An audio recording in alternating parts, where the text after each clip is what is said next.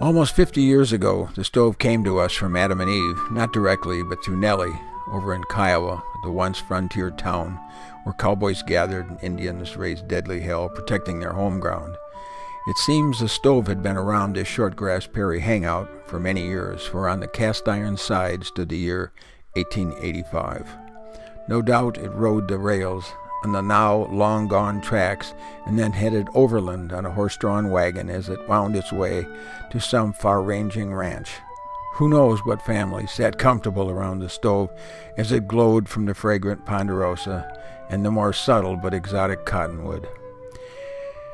The stories we were told back those 50 years ago, would certainly let one's mind see wandering Native Americans drop by some isolated, almost desolate ranch house to sit there in warmth while outside the autumn chill crept in. When Adam and Eve purchased the stove remains a mystery, but we first saw it proudly sitting in the middle of their small home there on the dusty main street in Elizabeth, Colorado, those many years ago. The wood smoke lifted from the stack and drifted over the town, casting about the sweet and alluring scent of the local pines, the fragrance of the Wild West.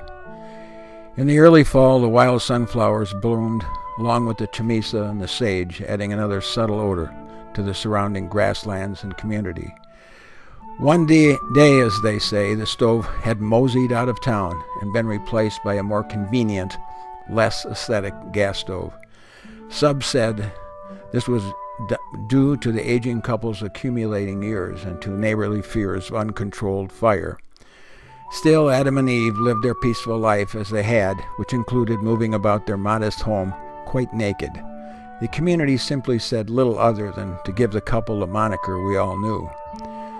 Not long later, the duo, brother and sister, it was learned, moved to the Springs, and newer, younger, more modest occupants with curtains moved in, and that tick of time disappeared into the prairie night like the last of the buffalo, which ironically occurred about the time the stove arrived in Colorado.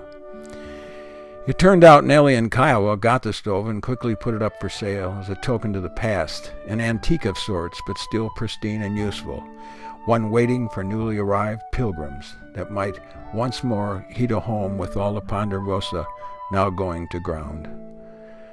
So with wild eyes on visions of the Old West and a good nose for a subtle but penetrating warmth, the stove became ours, and with it stories of our own, and imagined stories of its wandering life on the Shortgrass Prairie. This is the same stove that to this day is the center of our living room, and in a winter way the center of our lives as it was for others years ago.